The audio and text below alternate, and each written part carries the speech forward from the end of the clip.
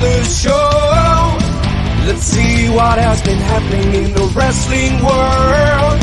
Welcome to the show, where comedy meets wrestling by fans for fans. The Two Counts, always the best guests in Midwest. The Two Counts, great time guaranteed because we're the best of the best. Need to be Ace and JR, Top Shelf Tommy, we're about to start. Welcome to the Two Counts. It's time to dig deep into the wrestling world.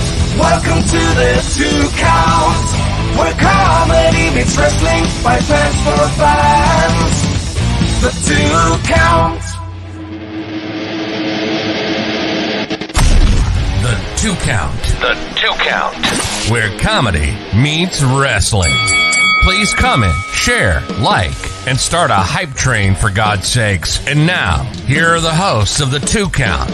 Comedian John Russell, wrestling broadcaster Big Ace, and everybody's favorite heel, Top Shelf Tommy.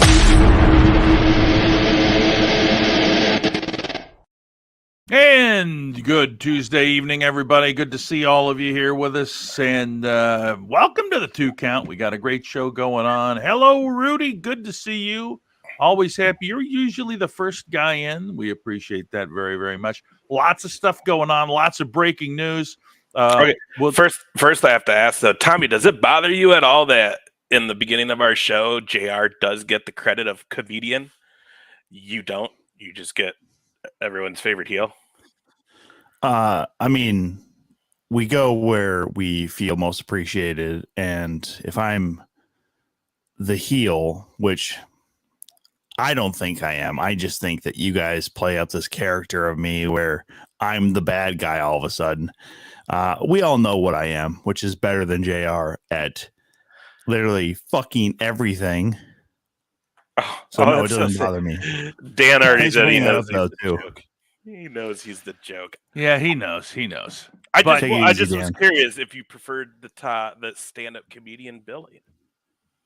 I mean, if I am everybody's favorite heel, I mean, they'll let me know in the chat, which, I mean, you're not, Dan's already done it, so. You're not mine, Roddy Piper. Sorry. Sure. Yeah, that's for sure. Pick somebody who's dead. That's a good idea. Idiot. Fucking idiot.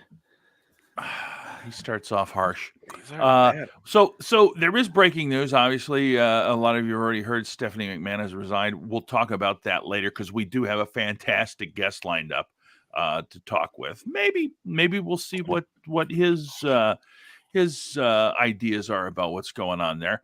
But Ace, I'm going to turn it over to you to introduce him. I like how you do that. Like, I don't do it any different than you, but I get it. No, but here's the thing. There's a flow to the show, and the flow is that as the oldest guy on Twitch, I welcome everybody because I am beloved, not like Tom. And then I hand it to you. Shut up. I hand it to you because you are the ring announcer for Madhouse. You have done. You've ring announcing. You're the wrestling broadcaster. And so fucking words are so hard tonight, JR. Holy shit. Okay. I get it. You should be the one that introduces the wrestlers. Okay. That's perfectly fine. Yeah. Well, I am excited. We've talked about having this next guy on for a while. I think first time I ever saw him, I think, was on one of those. He's become a staple in Madhouse wrestling. Everybody, Arjun Singh is here. Yeah, baby. Now, Top Shelf. You want to talk about Top Shelf? Arjun Singh, Top Shelf. We've seen him put on some absolute bangers of some matches this last year. We were talking about before we got on Mance Warner, which we got to talk about because that was a cool match. We'll get into that. We got to talk about Ethan Everhart because that might have been one of the best matches in Iowa this last summer at any show. Just so much things that we got to talk about. Look at this. We even got Luke Raven in there already saying, let's go, Arjun. Big shout out to our boss man over there, Mr. Luke Raven.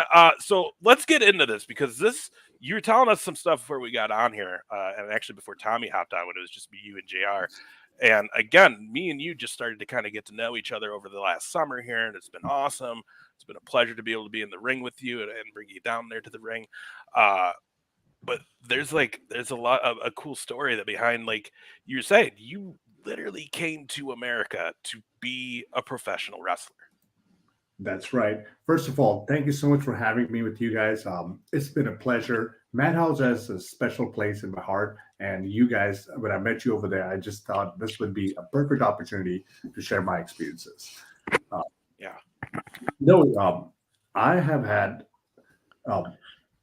I grew up in India, moved to America in 2007 in March. And I was back home in India growing up and told my twin brother, say, hey, you see those guys wrestling on TV? I think we could do that too. And they were like, my mom and my brother were like, no, I don't think we can do it. We don't even have money. We don't know how to speak English. And I don't know how we're going to do this. And I said, just wait and watch. What if we change the script? What if we make it out there and we make the dream happen? If you believe in yourself, you can do it. And they said, nah, it's just dream on, it's never going to happen. But I pursued that. So I found a way to come to America. And it took me 4 years to learn the craft, learn the language actually, and actually find the school that I need to, learn from the best of the people, which was Dudley Boys and the Harley Races. So yeah, it was probably from 2000. I got to America in 2007, and until 2010 end, I was able to go to Florida, move there for 2 years, wrestle, learn the craft and stuff, and then move back to Missouri to work with the Harley Race. And that journey itself was pretty amazing because I got to meet a lot of people. I trained with Dexter. I trained with it was, who else was there? Serpentino from AEW, and Terrence and Terrell, Dudley Boys kids. Yep. So I had the pleasure of meeting the best of the best in the industry and learn from them. So let me ask you this, because first of all, what a story and what a journey and inspiration about following a dream. I mean, it's fantastic. So what was the out of all of that, because it's a huge deal for you to be here, what was the most difficult thing for you that you had to overcome? The most difficult part was learn the language, because in America, you don't even have the language. You have the tone, you have the body language, you have the terminology, you have the slang. You have to learn different phases of the language. So for example, you could say, what was that versus what was that? So you have to learn, you folding your arms is rude, paying attention to something, being reserved. There was a lot of things that I had to learn and I had to change myself, which took me a while. A lot of people thought that I was dumb because I was just quiet and I was just observing. For them, it was like, well, this guy doesn't know what he's doing. But for me, I was learning how they're speaking, how they're moving, how they're interacting with each other. So it took me a lot to learn how people actually behave or how they act in America. Because in India, it's very different. It's not what you think it is. It's like they're very touchy, they're very quiet, and it's different experiences, different cultures and stuff. So just learning that was the hardest part, and also in the ring, psychology and learning the verbiage was the hardest thing, because I'm like, what does backflip means, what is front flip? Like I had to learn like all that different stuff and say, hey, I don't want to give the whole spiel, like what the whole business, but you know what happens. That part was the hardest thing to communicate to people. So, and then again, so you talked about you have a twin brother. So what does he think about where you're at now? He's amazed. He thought I could never make it. In fact, everybody from India and my friends and family, they said I will never be able to make it, because I didn't have a plan. I didn't have a structure. I just said, I'll do it. I'll make it happen. I just had the willpower to do it. But now, at the age of 40, he's like, well, goddamn, this guy actually made it. He was on TV. I don't know how he did it, but it was just the willpower and the passion to do something and pursuing it. It's a fantastic story. Let me ask you this: what helped you most when you were trying to learn the language? Honestly, asking, because I made a lot of mistakes. A lot of times I fell. A lot of time I did not understand people, but just putting myself in difficult situation, putting myself with people who did not want to help me, but because I was persistent, I was consistent with asking them, hey, help me. I don't know how this works. I don't know what this means. So they were like, what do you mean? Like, anybody coming to America should know what, turnbuckle is, apron is, and I didn't know all the terminology. It was all fascinating to me because not only I had to learn how to repeat, so I remember it. So it was a longer process than a lot of people think it is. Even, for example, I had to get in the ring. So the coach said, "So do you think you're strong enough to get in the ring and take a bump?" I said, "Yeah, I'm strong." He said, "Okay, give me 500 squats." And I'm like, "What?" So I had to do 500 squats, and I failed at 492 or 480 something. Oh, And then say, okay, you have another chance. Balance yourself on a Bosu ball for 10 seconds and give me 10 squats. If you do that, you would get the opportunity to get in the ring and train. I couldn't do that for 6 months.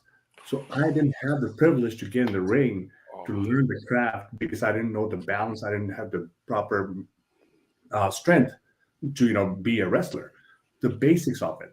So I had to like prove myself by doing a lot of different exercises and different challenges, which we had in Dudley schools. It was different than a lot of people go through nowadays. Nowadays it's given. People walking to school, they get to bump, they get to learn psychology. Everything is given. For me, it was different hurdles, different challenges to learn how to just wrestle or how to just do the basic things. So with that, obviously, I paid my way through school. I know a lot of people who end up having to do a lot of that stuff where you got to work harder. Do you feel like you appreciate it more than some people who have just been able to walk into training, pay whatever they have to, and then just be able to go through some of those things? Or do you feel like you're all kind of on the same playing field because everybody still appreciates the business? See, I appreciate the business. I appreciate everybody who steps in the ring because automatically, if you're willing to bump, if you're willing to wrestle, you have my respect. And there's no doubt. But for the physical aspect, from the training aspect, I think I have seen a different part of this industry, which not many people go through, besides the Dudley boys, the OGs. I think there's a missing part where people could go through that and appreciate wrestling more because you could really hurt somebody. You could really be not so trained because you are lazy or you are rushing into the next step because every step has a reasoning. Every step has a meaning to it. If you can hold somebody over your shoulder for, let's say, a minute, because you might have a spot, you might have to catch them. The guy might be double the weight of yours. So you have to be in a position to save yourself and save the person you're working with. That's, I think, what's missing nowadays.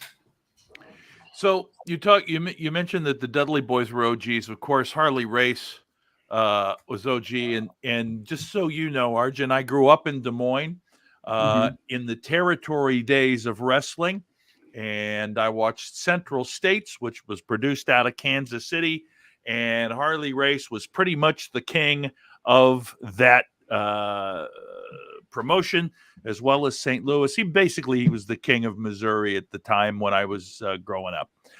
So what was the biggest takeaway that you got to learn from Harley Race?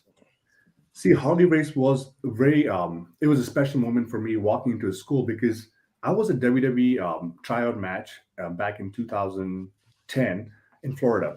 And out of nowhere, they saw my profile. They called me and said, hey, there's a tryout for you during a wrestling event. So 6 of the producers came out. And this is so nerve-breaking because I was like so scared. And I did not do a good job because I was so scared that everybody's watching me. Everybody's judging me because they thought I was the next guy from India after Jinder Mahal.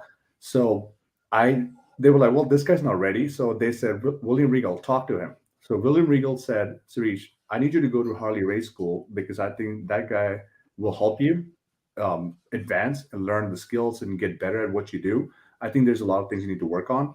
But in 6 months, I'm going to call them and I'm going to check on them and see if you improved.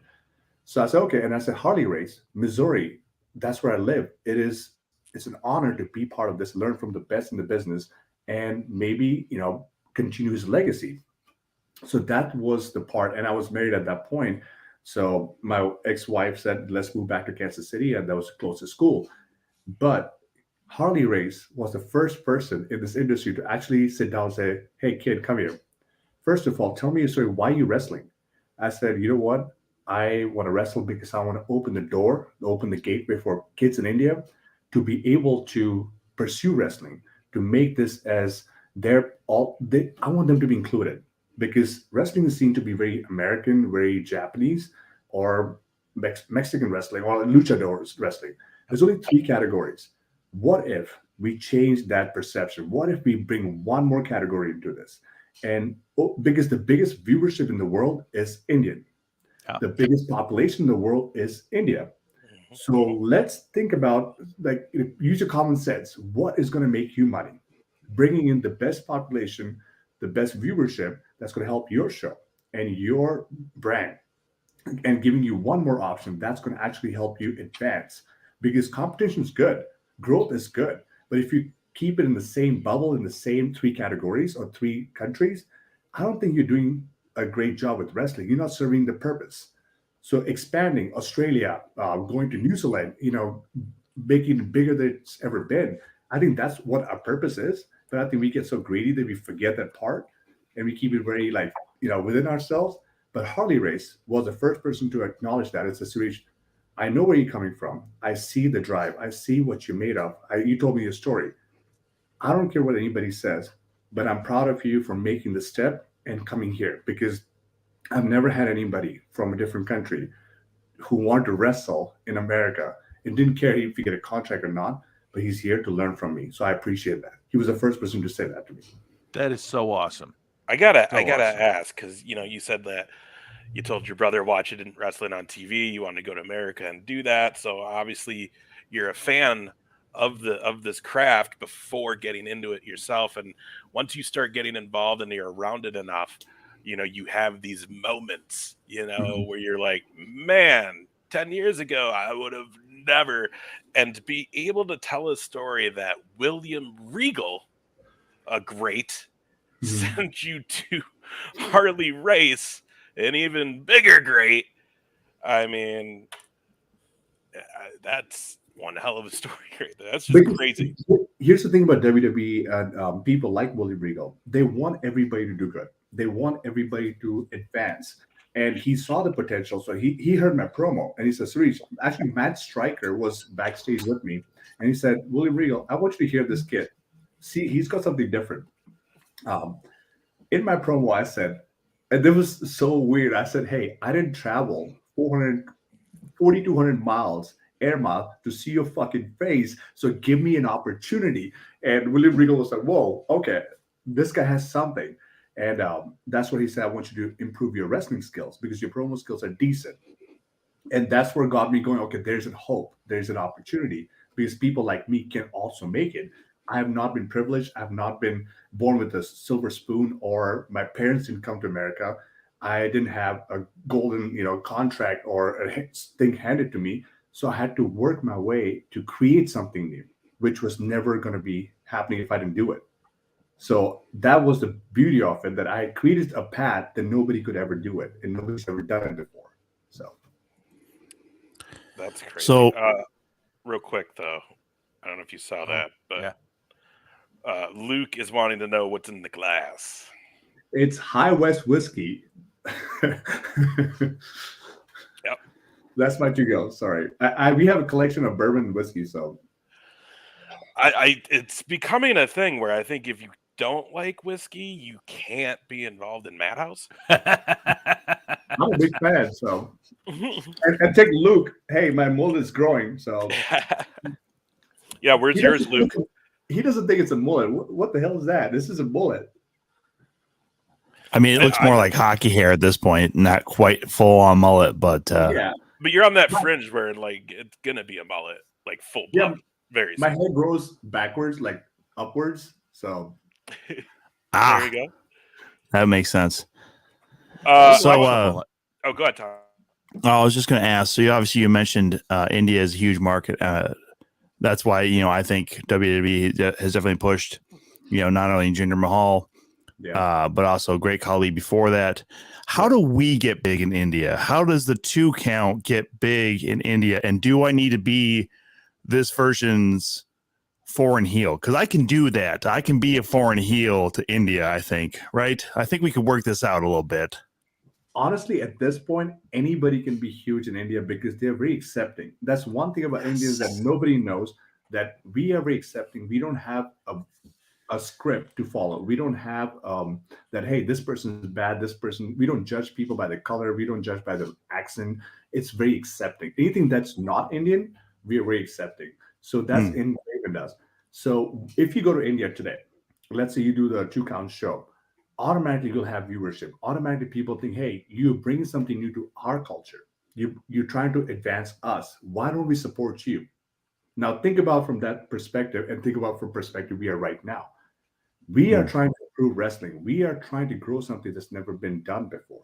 We're trying to recreate a professional wrestling, which is art.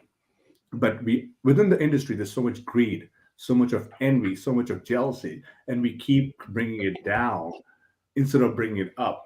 So that's where our thing is, that we need to try to step up and help each other. So nice. What I'm hearing is we need to get some good sponsorship and bring a Madhouse show to India. Honestly, I have the Great Khali has an open invitation for me throughout the year. He wanted me to move to India. I have Jeet, who used to work for WWE, Satinder, his real name. So him and we've been communicating. So it's not that tomorrow if I go to India, we can have a show, we can have a podcast, we can have a whatever you want, because there are people who are willing to grow, willing to take this opportunity and multiply and make it their own. Because within India, when I went to India and I was at the Great Khali School, by the way, I was the one who opened the school in 2015, and now people have jobs because of me. So hell yeah. So when I went back in May, and I talked to Great Khali, and he invited me back. So I said, my first meeting with the newer students, I said, hey, don't worry about you going to WWE or AEW or NJPW. Think about creating a bigger promotion in India. Let them come to you. Let them chase you, because your opportunity and your chances of going out there are maybe 1 or 2%, versus you have 100% of success rate within India. So why don't you grow that part? So I think they are behind in understanding that they can create something bigger. And if we take Madhouse to India, I guarantee that would be the biggest thing. Well, Luke, shit. Malice, get to work. Well, now Where hold can on. we rent I a just wanna ring say, in India? Arjun, we would love to trade Tom for just about anybody in India. Tommy, you're in trouble.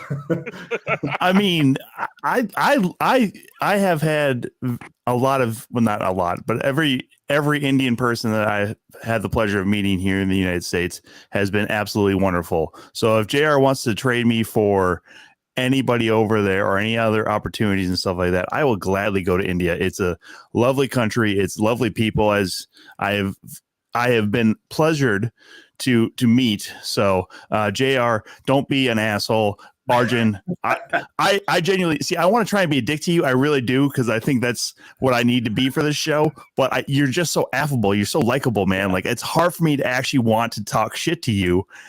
And yet JR is trying to goad me into saying shit that I can't possibly say right now. So JR is the asshole tonight, not me, everybody. JR. That's not true. We just want to get rid of Tom. The old man. Before we go further, Raven wants to know, how fast do you drive on I-35? Can we skip to the next part? Because I for the last show. Oh my god, I was so excited to wrestle Mance, and I got in trouble, man. Like, I was just cutting a promo in the car. This is the second time I got pulled over while cutting a promo. It's so fucking bad, but I need to get my shit together. I cannot be worked up in the car. Was it an expensive ticket? Let's just say it was more than I would make that day. Oh no! Yeah. Well, hey, it was a hell of a show and a match. Let's ask you since you brought Anything it for up. that show. Honestly, I would take that ticket over anything else because working with Madhouse and with Mance was a dream come true. So thank you for the opportunity. Yeah, and that was a great match. I mean, you guys opened the show that night, and you went all over the place. And again, Mance Warner. I mean, that's a big guy. GCW, AEW, and all these other countless promotions. Been up and down the road. Knows how to fight. Knows how to drink. So Madhouse is the perfect spot. But yeah, that was a hell of a match you guys put on. Yeah, that was amazing. I got so many text messages and so many Instagram messages because of the match. It's like, hey, that was a high profile match for me, and it goes back to coming from India and not being able to communicate better. Getting that opportunity opened up. It was an exclamation for me because not many promotions see that as the hey, this we need to make a story. We need to because wrestling is all about creating a story or telling a story. If you don't do something that's never been done before, or actually do something that's been never done before, you make a story, you create history. Every show should make history. That's what wrestling is all about. If you recreate, if you copy paste, you're not having a wrestling show. You just copy what's already been done before. I want to be part of something that's never been done before. It's history every time I step into the ring. That was my motive and that was my goal. And Madhouse gave me the home to do that. Yeah, it was a fun night, and you had pyro when you came out. That was awesome. Yeah. That was awesome. You were talking about how over in India, everything's very open and welcome, and we'll try it. It's new. Now let's switch gears a little bit. And I told JR to remember this when you were talking earlier, but I'll bring it up now. Now coming over from India, learning the business, training, and just pounding the road and going down. What has it been like for you? Coming here from India, being Indian in America, trying to get these bookings and that because it's Kali, gender. Who else? So I mean, Sanjay Dutt is who else? Sanjay Dutt, yeah. There's few, but what is it like to going through that experience for you, and especially because you started from the very, Scratch. very, very bottom, like. Yeah. So I started my first show in Dudley's. We didn't have a house shows, so we used to like go to different shows. And I used to be the water boy or the person who was just helping people putting the ring together. Never got a show in Florida while training for Dudley's. Harley's, I did 4 shows. Everything was being the water boy. We never got paid. My first show, I got paid $20, and that went for a while. And nobody was saying, well, we need to, because I had times where people said, well, we don't want him in the show because we have our own stars. We have our own clique. We have our own people. And I get that part because this is where you have to make a difference. You have to make a decision as a promotion. If you're giving the same copy paste, like I said before, or the same stereotype or the same bullshit we see at every wrestling show, like what separates you? What creates a better show is something giving different product. So I came up with ideas and I was very vocal about it. I said, promoters, hey, I have this idea. What if we do this? What if we put this position? I never asked for a championship match, never wanted to be the top face of any company, but have different ideas. But they said, well, we don't do that. We are sticking to the original, the old school plan. And it went on for 6 years, and that's just made everybody look good. But nobody wanted to like go out of the way to say, hey, let's pay this guy back what he's done so far. And he's been around, he's been traveling Oklahoma, he's gone to Nebraska, he's going to Texas, he's going to Florida just to do $20 shows and $30 shows, just to be recognized, so he could get one opportunity so he could showcase his talent. But everybody wanted to get the shit in, everybody wanted to get the moves in, just make the heroes look heroes, and I'm the bad guy. I am the character. So at Madhouse, that's where I feel like my career has come to a full circle, that I feel accomplished because Madhouse gave me the opportunity to be myself and do my thing and be myself. So I feel comfortable. I feel I'm home. And it's very rare for promotions to do nowadays because everybody has got the Will Ospreay or the Omega of the show, or the Chris Jericho of the show, or the John Cena of the show.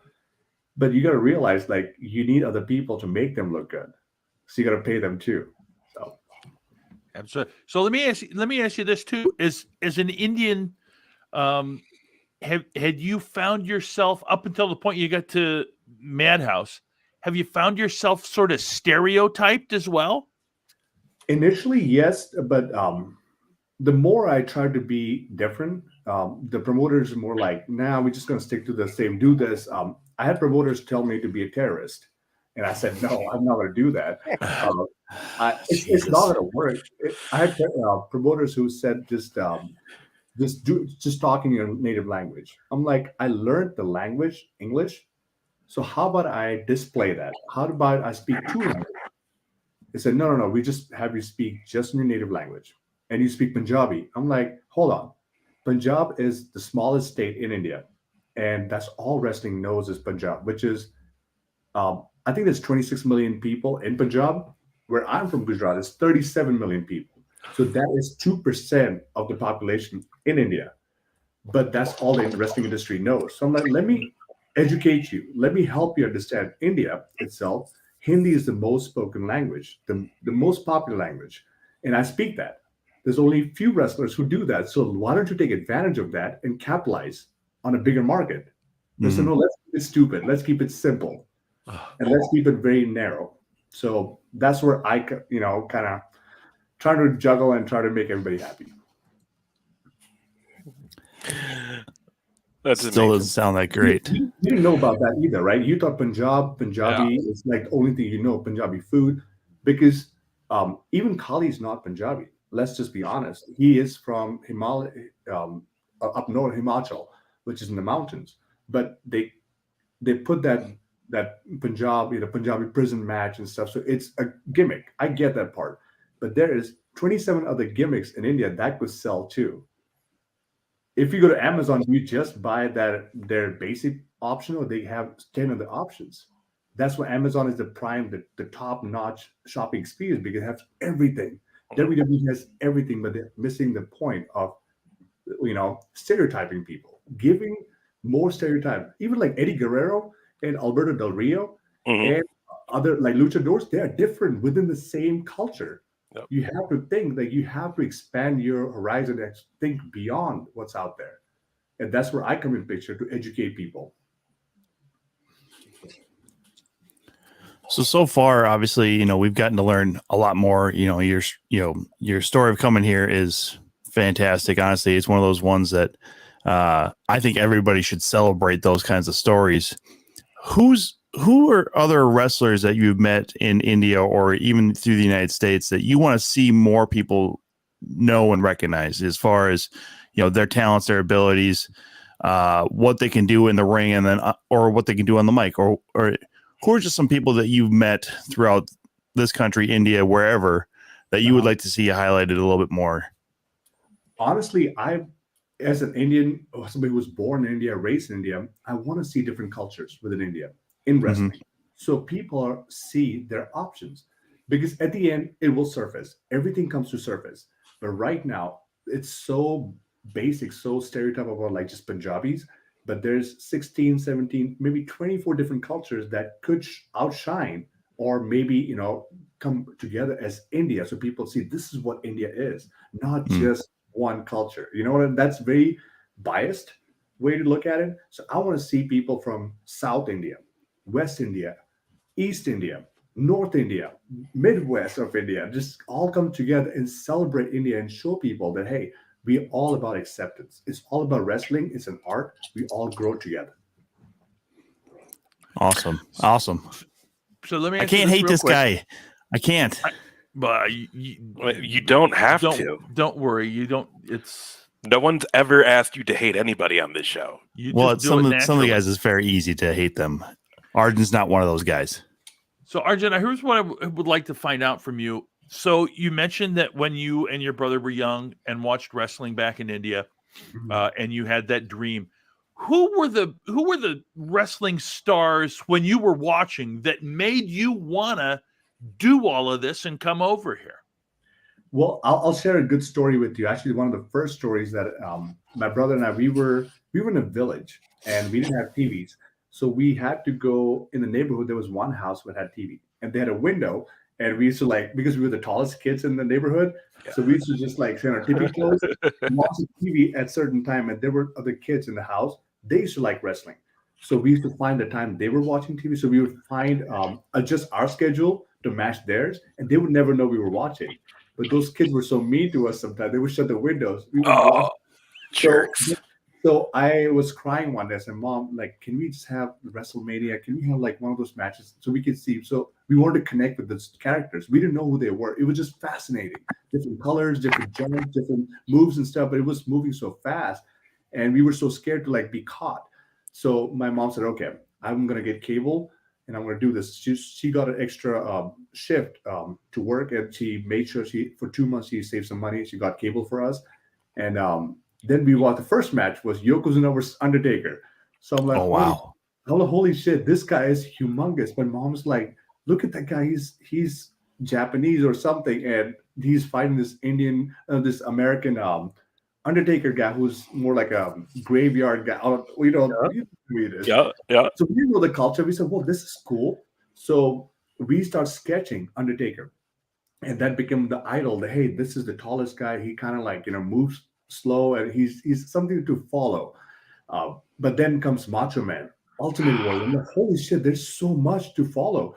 And then I said to my brother, okay, you got to like one person, I got to like somebody else. We cannot like the same person. So mine was Undertaker. He was Ultimate Warrior. And that was the thing going on in the house. So, but he, we both like Undertaker to start with. So I'll never forget Yokozuna Taker, and when they all the locker room comes out and they shove Taker in and they wheel him out, and then all of a sudden the green smoke comes up and he's on the screen inside there, and then he floats to the. Like as a kid, I was mesmerized by that. I was like, oh. And we thought he really died every time.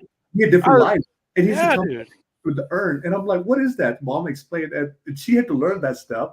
So because she was naive, she didn't know what was going on. So she had to make up stories to make us believe something. So we look forward for wrestling as part of entertainment for us because we didn't have anything growing up. So that was our venue to just celebrate something. So did your mom start to get into wrestling then a little bit watching you guys watch it? Yeah, she just used to she liked those Yokozuna Undertaker like bigger guys matches and stuff, and she just wanted to like have fun with the kids and share something that we didn't have much. So I mean, first of all, huge thank you to your mom for working that extra shift, getting cable so you can watch wrestling, because going from that moment to now, I mean, what does mom think? What has mom said? Like, wow. It's a different story. Like she still thinks that I wish I could get my one match on TV and I can, I don't know. It's different. The dream has not come yet. It hasn't been fulfilled. I'm the most successful person that you will ever meet because I come from nothing and I'm able to start my own car, work my own shift, eat my own food, and live my best life. But success in India for them is like, he said he will do this, so they want to see me on TV, have the one match so they can, before she dies. So it's gonna happen. It's going to happen. I can't wait to see it. Real quick shout out to Curtis for joining us there. Did you get to any of the guys? I know JR kind of threw it in there, but some of the guys that you did look up to as a kid or growing up, what are some of those legends? I know you said Taker, but who are some of the other people that have inspired you? And not necessarily just in the wrestling world, like who are some of those people that you've always looked up to that may have given you some inspiration on your path in this wrestling world? After the fascination about wrestling and the characters and stuff, I think Vince McMahon itself was a character that I wanted to be like, hey, this guy thinks different. He's a visionary. I want to understand how he works, how he does promotions and stuff. And every story he did, every character he put on, there was a reasoning behind it. There was attraction towards it. So he was a mastermind. So I wasn't attracted to the wrestlers, but I was attracted to his mindset, how he functions, what makes us believe in this product. It's about filmmaking. It's about acting. It's about putting up a show, and that's what I'm a performer myself. So I appreciate good art. I appreciate good performance, and that's where I was super fascinated. So I would say Vince McMahon would be the only person that I could give my full credit to that this made me fall in love with it. That's awesome, man. I mean, he's so responsible for so many great things in the wrestling business and in memories and stuff like that. Like whether you like him or not, he has made what we now know what Yeah, professional wrestling is, and we wouldn't have had a lot of these people if it wasn't for him. we have to separate the person versus Mhm. what he has to offer. We cannot discredit what he has given and provided to a lot of people. A lot of people have jobs. A lot of people have their passion still alive because of him.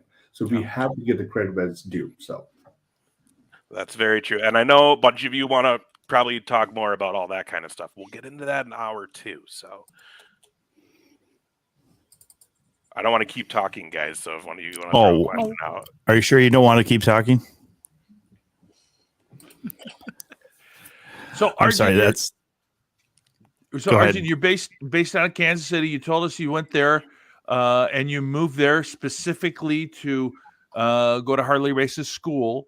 yes. How long have you been in Kansas City now, and how far have you expanded out? We know that you work with Madhouse. What other promotions have you been working with?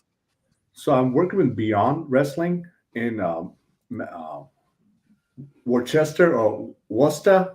I don't know how they say it, but Mhm. Worcester. Uh, I work with Beyond. I work with CSW, which is in Kansas City, Kansas. They might have a new home now, but I worked with other promotions, Dynamo Pro in St. Louis back in the day.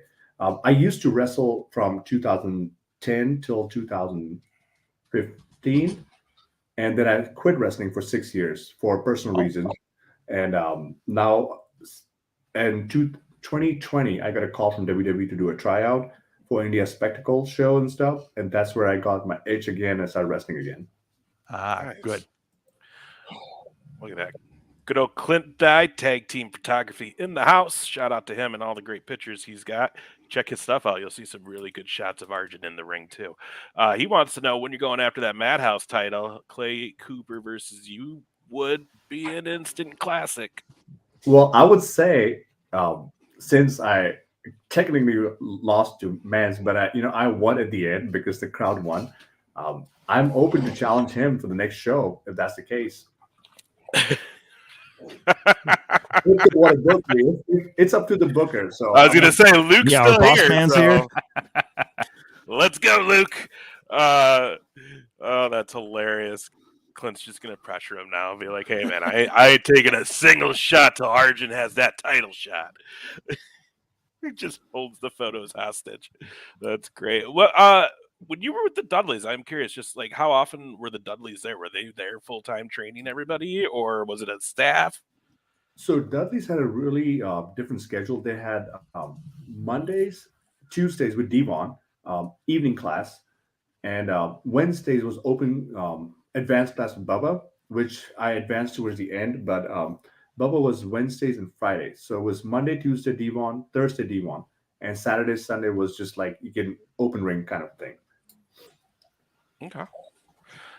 How was that working with those guys? I've heard nothing but great things specifically about Devon and just Yeah, how great he is to everybody, just training and wisdom and advice.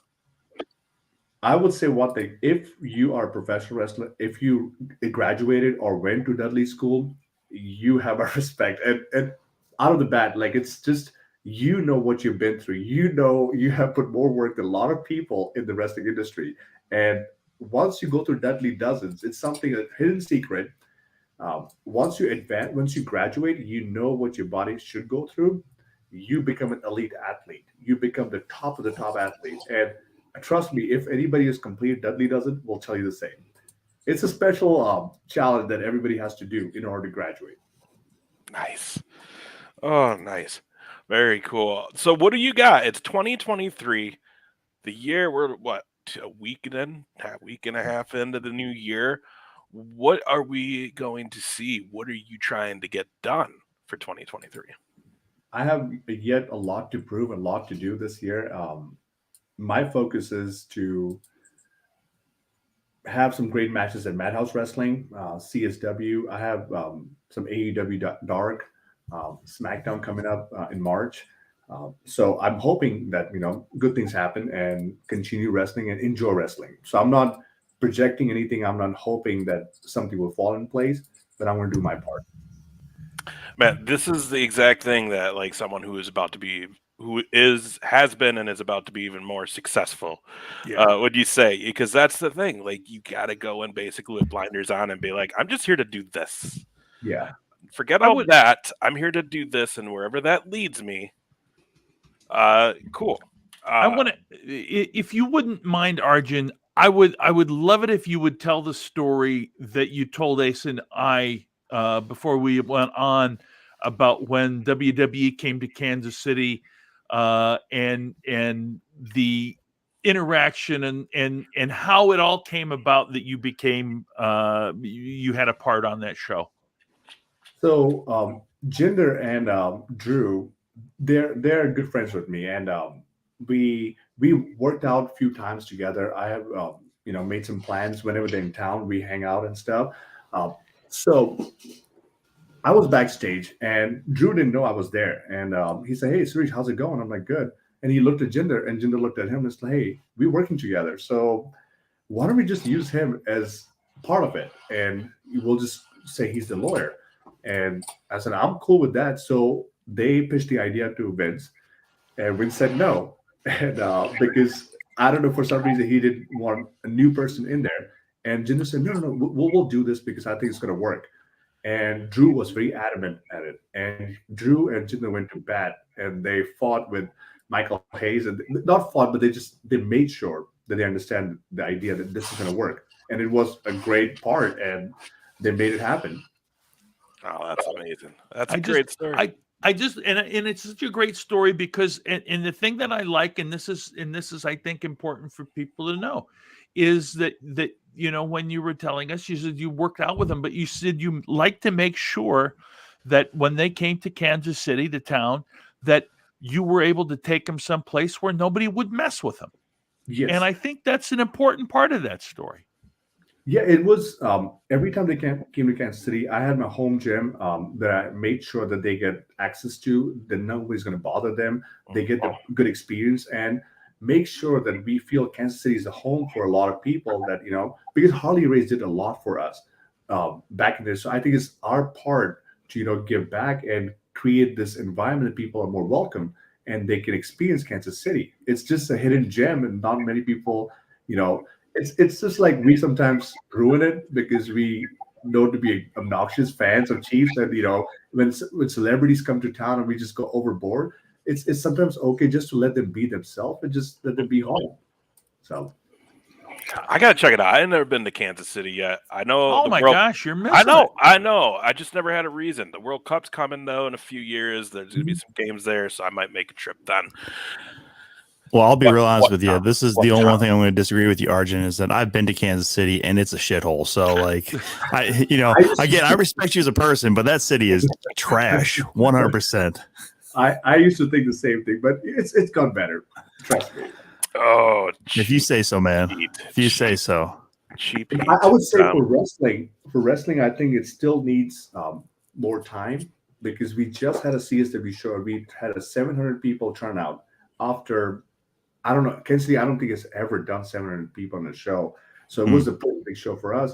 But beyond, when I went to Boston, automatically people were able to connect. They understood the story. They understood the characters. So it was very easy to connect with Beyond because it's a very wrestling place. But I think Kansas City can get better. It's just we need loyal fans. We need some people who can actually get behind the product and believe that this is entertainment. This is performance. We have to keep that aspect in there, and we have to tell a story. But then it goes both ways. We have to be the part, and they have to play the part. So I love it. It's always a joy getting to hang out backstage with you in the locker room. It's been a real joy, though, getting to actually hear your full story tonight. So I want to thank you for coming on here. We're going to get to our questions that we like to do when we have our guest on. Everybody in the chat knows how we do this. We just go in a circle between the three of us. We're going to ask you some random fired off questions here. Might be wrestling. It might not be wrestling. It might just be about life. But just a bunch of random questions. We're going to get into that because it helps us get to know you even more, even though, holy crap, they should probably make a movie out of you at some point. Yeah. This is a inspirational story like none other. So, JR, you start, I'll go, then Tom. That's how we're going to start That this. sounds fair. We don't have an opening for this yet, do we? No, we don't. I'll make one someday. Someday. So, Arjun, we asked many questions. The first question will be, after a match, after a show, what is your favorite meal? I honestly find the closest Arby's. Yes. They usually have different menus, seasonal menus. I really enjoy spicy, the Diablo sandwich, or the roast beef sandwich. I don't know if you can say that, but can you say roast beef? I don't think I said that. No. Okay, that's a good point. Hey, that's fair. That's fair. Yeah, no, that's a good one. All right. What's on your current playlist? Give us a couple things you're listening to. I listen to a lot of Eminem. Nice. Because he speaks from the heart and he sings from the heart. So I like that. I listen to a lot of Bollywood lately. I actually am a really good dancer. Sometimes I get nervous in front of public and the crowd, but I used to professionally dance in India. Oh, wow. And a lot of awards and stuff. And you might see sometime, that I can pull a move or something. Oh, wow. That's good to know. I've seen a little bit of that. Write that down right now. Professional dancer. Yeah, I've seen a little bit of that shake getting into the ring there, so I understand that. So obviously we've seen you a lot at Madhouse regionally here. What's been your favorite venue though that you've ever wrestled in? I would say, man, I wish I would have had. God, I'm trying to think from the past and present because I had a 6-year gap. I really like the new. Actually, no, the match I with Germany Wide, that venue was actually really good in Madhouse, and the CSW show in Kansas City, that venue is pretty good too. Nice. So we know that you got a little distracted on your way to the last Madhouse match. What kind of car is it that will allow you to get into trouble? Well, it's a new Chevy Equinox and has a little hot horsepower, so yeah, that'll do it. I want to know what your all-time favorite WrestleMania is. I would say it has to be I don't know the name because I was still in India that I watched Yokozuna vs. Undertaker. I think it was 4. Okay. I don't know, but it was, it has to be that one. Undertaker versus Yokozuna. I can look it up, but I think that's the one. I'm sure someone in chat will get it right. They usually do when we get it wrong, so you're fine if it's not. But yeah, Tommy. So JR asked as far as what you were driving. Can we hear a little bit of the promo you were cutting as you got pulled over? Let me get ready. I think it's all right. I was gonna say, make sure you have your phones out because I'm here to break the internet. Arjun is here to add some masala, some spice in your life, a real fight for your eyesight, and he's here to break the stereotype. Oh, fuck yeah. There we go. All right. I'm down with that. I don't know if I still have my ring card when I have that all written down. Man, do I need to get a better system for that? Because I was like, oh, wow, this is not good handwriting. Did I say that to you before the show? What's that? Did I say the same thing to you before the show, the promo I was cutting? You just told me that you wanted me to say it. Yeah. Yeah. You were like, I hey, told you before the show. Yeah. yep. You were like, I want you to say this, and I wrote it down. But then when we were in there, that's when I realized, like, I've got to figure something better out than my handwriting on these note cards. Because Yeah. Can you print? Can you print, Ace? Because if I'm not mistaken, in Newton you had to have a little coaching from Miss Frankie J as well. You know what? Maybe I just forgot where she was from because she made me hold the rope for her and then just walk to the other side of the ring. So maybe that was on her, Frankie J. And we'll have her on here someday to explain. I'm going to pop this up from Mikey Two Milks. If you could be a superhero of your own creation, what would your name be? What would your costume be like? And what would your superpower be? Who's your arch nemesis? That's good. It has to be Arjun because Arjun is a character from Mahabharata. It's mythology book in India, and he's known to be precision, the archery, the master of archery, and somebody who's strength and power and all the good qualities he has, characteristics. The arch nemesis would be Thanos. Just like Hawkeye versus pretty much, but a better version of Hawkeye. I love So what type of genre of movie do you enjoy? And would it be American or would it be Bollywood as well? Honestly, I enjoy both, but I like a lot of horror movies and suspense movies. Anything with suspense is like the new movie Glass Onion. Oh yeah, I've heard of it. Knives Out. That's a really good movie. Oh, that's great. Yeah. So Let I me ask enjoy you. movies. I was going to say, let me ask a quick follow up because I don't know this. In Bollywood, do they have horror movies? They do, but they still need some few years of experience to get better at it. Okay. But they have decent. It usually turns out to be horror, scary movie into a suspense movie, just like Scooby Doo. So because they really don't really believe in ghosts and stuff, but yeah. Okay. Have you, when you were in Florida, did you get a chance to check out like Halloween Horror Nights ever at Universal? No, man, that's fucking expensive. It is, but it is a good time. It's like $500 or $600. I paid $300 for Fast Pass the day before Halloween this year. Yeah, but for me, I'll go with my wife, but I think it's just I don't think it's too much. Yeah, but it is a good time though. Yeah, those things are legit. Those things are legit. What is RRR? I think it's a pirate movie. It's a South Indian movie. It's pretty popular. Oh, okay. I've not seen it. Should we be watching I it? would recommend watch KGF 2. It's an Indian Bollywood movie. So here's the thing about Bollywood. There's Bollywood, which is Punjab. There's Bollywood, which is Bombay or Mumbai. There's Tollywood, which is Tamil, which is down south. A lot of people don't know the difference, but just like Hollywood, they have different versions within India. Tollywood is number one in India, and Bollywood is second. Oh, wow. And so they made a movie called KGF 1, which was a super hit. It broke all the records. It broke Titanic, all the records. And KGF 2 broke the first one's record. So Bollywood has changed its ways of making movies because they have to live up to the expectations now. So the bar is set so high that Tollywood's like number one.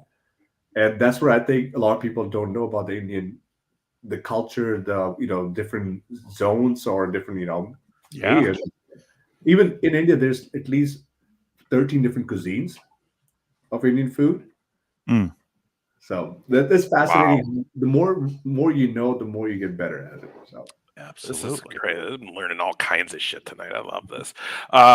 We'll make this the last round, so we'll end on yours, Tommy. Mine is: what is the most embarrassing thing that's happened to you in a match? I'll be honest with you. At AEW Dark, a year and a half ago. So I was wrestling, and nobody's fault. It was just a bad time. We waited 8 hours for the match, and it was my first win. And there was different things going to happen after the match, and there was the promises, and there was more hope. And I had an anxiety attack in the ring, and because I don't get opportunities, I don't get position. Like it's hard for me to believe that somebody's believing in me and I had to perform and act normal and not be, carried away with the fact that somebody believes in me, that they want to give me a chance and see me win. They didn't put a stereotype, they didn't put a gimmick on me or anything. So the guy was wrestling, he froze in the middle of the match. So we tried to communicate, he froze again. And I said, we tried to manipulate the match and somehow, but he did exactly opposite of what I told him to do, because I was told that he is good at what he does. So I said, okay, I'll just let him take the lead. I'll do my part. He will do his part. But I should have taken the charge. I should have taken the lead, because I didn't know what his background. I didn't do any research. Because it's dark, you just match up with anybody. Yep. So at Mans or like Jeremy Wyatt, we know what their wrestling style is. We get some time to think about it and talk about this person was not there in the match. So I had a panic attack. All that hope, all that opportunity faded in front of me. So I was devastated, and the match was a shit show, and they didn't even air that match. So it was by far the most embarrassing that happened to me in the wrestling match or wrestling ring. But I take pride in that, because if that didn't happen, I wouldn't be today where I am. I wouldn't become the Arjun Singh I am today. So I'm thankful actually that it wasn't a live match on a TV. So Nice. All right. So to say that, because everybody would hide or they would just completely forget this topic. I take ownership, because yes, I could take in charge. I could have done better. So Nice. smart. You gotta learn from those and just grow and keep developing, man. That's still a win when you can recognize those faults and where you could have been better, man. Seriously, that's huge. So just to wrap up the line of questioning here. We saw you drinking whiskey earlier. Mm-hmm. So this is a 2-part question. What is the most expensive whiskey you have right now? Mm-hmm. And what is your favorite whiskey of all time? I would say the favorite and the most expensive Calumet bourbon. Mm-hmm. I think it's 14 or 15 years Calumet. Okay. I've had more expensive one, but it's just too, I don't know. But I think Calumet is by far the best one. Okay. Fair enough.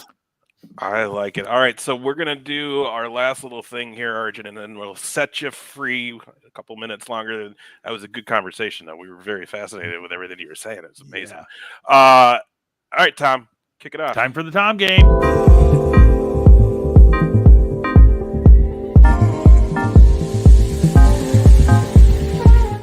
That's a very expensive opening right there, Arjun, and we have to play. Was it supposed to say something over there, or now I'm supposed to say? No. So here's how this is just a little game that we play with every one of our guests. So it's very simple. Of the 3 of us co-hosts, mm-hmm. you're going to pick one of us to be your tag team partner. Okay. One of us to be your opponent, mm-hmm. and one of us to be your manager in a dream situation where this might actually happen. Okay. Okay. Can I go now? Yeah, go for it. Go for it. Okay, the manager would be JR. Yeah. My tag opponent would be Big Ace, and the opponent would be you, Tommy. Yep. Heck yes. Everybody comes for Top Shelf when they don't know who else to pick. It's a good choice, though. It's a good choice. There's been a lot of me as the opponent, which I take ownership of this. I goad a lot of people into it. Honestly, you just recognize talent, and I appreciate you for doing that, Arjun. Okay. I know you see the talent here on the screen in front of you. You're just like, yeah, this guy can go. You're damn right I can. So you know what? Not the first time, won't be the last time, but the next time I see you at Madhouse and stuff, I'll be sure to shake your hand and appreciate you for who you are. Thank you. A gamer, that's what it is. He's a go-getter. It'll be the last time if we can get him to help us start a 2-count branch over in India, and you go. Yeah. I'm going to go, man. Yeah, there you go. I'd like to see you go. We just check in with Tom like once a month, April-ish. I don't know what that means, but it must be a show or something. Oh, that's the next Madhouse is going to be April sometime. That's, I think, what he's saying. So there's going to be a lot of good stuff coming from Madhouse, so make sure you're watching that this year. Arjun, where can people find you? Like your social medias, if you have anything coming up in the immediate future, let's get that all out right now. I'm mostly active on Instagram, so it's Royal_Arjun Singh. That's the one I usually go with. On Twitter is the same, and Facebook is the Warrior Arjun Singh, or Arjun Singh the Warrior. So Perfect, my friend. We hope to have you back on here again soon because we could probably easily do another hour or two with you, my friend. So, and we definitely will be seeing you at some of the shows this year. It's going to be an awesome 2023, I think, for all of us. Everybody, the man, the warrior, Arjun Singh, everybody. Thank you so much, my friend. Thank you, Arjun. Appreciate it. Thank you for having me. It's just you're just such a fascinating human being, and it was just so great to have you on, and the time flew by. So thank you. We will look forward to having you on again. And if you guys want to see him in action, you go on YouTube. I'm sure there's stuff out there, or IWTV, and check out those Madhouse shows because Arjun's on, I think, all three of them that are up there. So get on it, guys. IWTV, Madhouse, Wrestling, Arjun again, dude. It's been a blast, and I'll talk to you soon. Thank you, guys. Appreciate it. Thanks, Arjun. Take care. Heck yeah. As we get ready for hour two, holy shit, what a guy. That, it's one thing to see a guy come in and wrestle, right? And you think, oh my gosh. But it's another thing when you get to hear the full story. And I'll tell you, he's one of the most fascinating people we've ever had on here. Yeah, guys, and definitely also YouTube, his AEW dark matches, the ones that they had out are up there. Check those out, those dark episodes. Oh, yeah. And again, IWTV, Madhouse Wrestling, he's on those shows, and wherever else beyond, and CSW, and I'm sure there's going to be many more added to that list, and we'll definitely be seeing him at Madhouse again when we pick up the season. So that was awesome. All right, everybody. Arjun's match, CPA. Yeah, I mean, CPA is a great talent too, so that would be a banger. Watch that, everybody. Big news today. Well, big news this week, fellas. First, we do the show last week. We were all dead tired, and maybe it was a sign. Because immediately we end the show, and the next day it's Vince McMahon's coming back. Yeah, he's coming back. Damn it! And a few more days later, he definitely pushed. He definitely came back. Pushed his way in. So he came on. We lost some board members. We gained some new ones. There's a big question on what's going to happen in WWE. He's coming back to sell the company. That's what we're being told. But what's going to happen till that happens? What's going to happen? Creativity? What's going to happen with the product? We don't know. But another interesting chapter of that story, literally right before we came out of the show tonight, is Stephanie McMahon has now resigned from her position with WWE. Triple H still there. She says it in her press release that she sent out. But I don't know. I think that what do you guys think? Obviously, there's got to be more going on behind closed doors than any of us know, and I don't think it's as positive as anybody wants, as they want people to know. No, I think family is going after family maybe right now. Yeah, I have a feeling, just in my own head, that senile old Vince is. Basically, I think Steph and Triple H wanted to continue to run it as a family business, even though it is publicly held. And Vince is like, and he's just going to take it and sell it and fuck them. My thing is, we've always known, it's been rumors for many years now that, WWE may sell someday. WWE may sell someday. Now it almost feels like he's coming back to sell it because there was just so much happiness when he left. Yeah. And it almost feels like he's doing it out of spite. Do you guys get the feel that he just literally wants no one's hands on WWE? That is his. It will always be his. Because we've said it before, right? Like Tom, Triple H stuff, they're going to get the company next, right? Well, no. Instead, maybe just get a payday. Well, I mean, if this is all about the money, because I was seeing some stuff on Vince McMahon last week as far as that he is worth $2.5 billion. Now, I think a lot of that value is coming from the fact that if WWE is sold, he gets a good chunk or the vast majority of it. I did just read about the fact that with Stephanie's resignation, Nick Khan is now the sole CEO because apparently they were co-CEOs, which you really can't have in a corporation of this magnitude and this size, because a lot of times you just can't see eye to eye on everything. That's why you have companies that have a structure where it's generally like a president or CEO and then everybody else. So, maybe that's why this is happening now with Stephanie, is that she doesn't like the idea that Vince is coming back. Maybe he's siding with Nick Khan because we did see a lot of budget cuts and technically even the stock going up, which, I mean, it has since the rumors, or since Vince said he was coming back and the rumors of them selling. The stock has, I think, gone up 40% or some shit like that. It hasn't seen this kind of fucking incline since it was first released to the public, the initial public offering of their stock. So there's a lot of things that are involved with this, and it all cycles around money. So I think you will probably see Triple H leave. I don't think he wants to be involved with something that's only based on money, because even though he made plenty of it off of WWE and still makes plenty of money off of WWE, I think he had a vision for it where we were going to see more maybe participation across different promotions. I mean, we saw Carl Anderson at Wrestle Kingdom, and where he lost to Tama Tonga. So again, it seemed like things were starting to open up. I think with this now, it's just not going to work out, where a lot of us are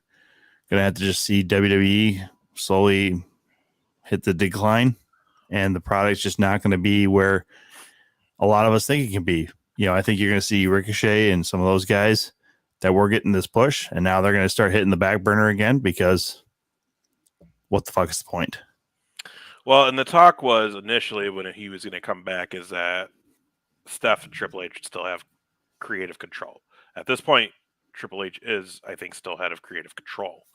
Like you said, how long does that last for too, though? Now, when you look at the list of people who are interested in buying, or I guess I shouldn't say that are interested in buying, but the list of people that I think WWE is interested in trying to court into buying. Corey Adam Comedy. All right. Holy crap! It's like a slight invasion of some of the old school. Yeah. Yeah. On that was like what, Netflix, NBC, Disney. Also rumored that the Saudi prince is going to buy it. The Saudi prince. One interesting thing I saw on there though was $7, which would be The Rock. Mm-hmm. That could be like a slight silver lining. You know what I mean? Could you imagine if they sold and it was The Rock and his, backers, and they come in and they buy WWE? Because then it's HCW, you bring up a really good point, and that's the thing. We potentially are going to see WWF/E be owned by someone who is not a McMahon for the first time in any of our lives, and in existence of that company, which is a big deal because, like we said earlier with Arjun, love him or hate him, what we know as pro wrestling today a lot of it goes back to Vince McMahon and what he did with the Rock and Roll Connection and forward, putting on WrestleMania, doing the Silver Dome for WrestleMania 3, taking what AWA kind of had going with Hulk Hogan, and then just I don't know, HCW, because the Rock comes from a family that knows it, and to be honest, the Rock way, he would be like, no, Steph, Triple H, you guys come back and work. Like, I just want to own it. He ain't gonna do anything. He's too busy to be there to do anything himself. They would just own it. Yeah, But and The Rock. but that's the other question, guys, that I wanted to ask you both is what is the possibility of a sale happening that will lose complete control from a McMahon, though? You know what I mean? You would think that maybe they'll sell it, but have it in the plans that, but Triple H and these people are all going to still be part of the business. They're going to be part of the production, and they're going to be the creative still. It's just owned differently. Or are they literally going to sell all of this shit off, and whoever buys it has free will to do what they want with everything WWE, which also includes all the back catalogs of the territories, WCW, all this shit. That's a huge part of it is that catalog of basically history.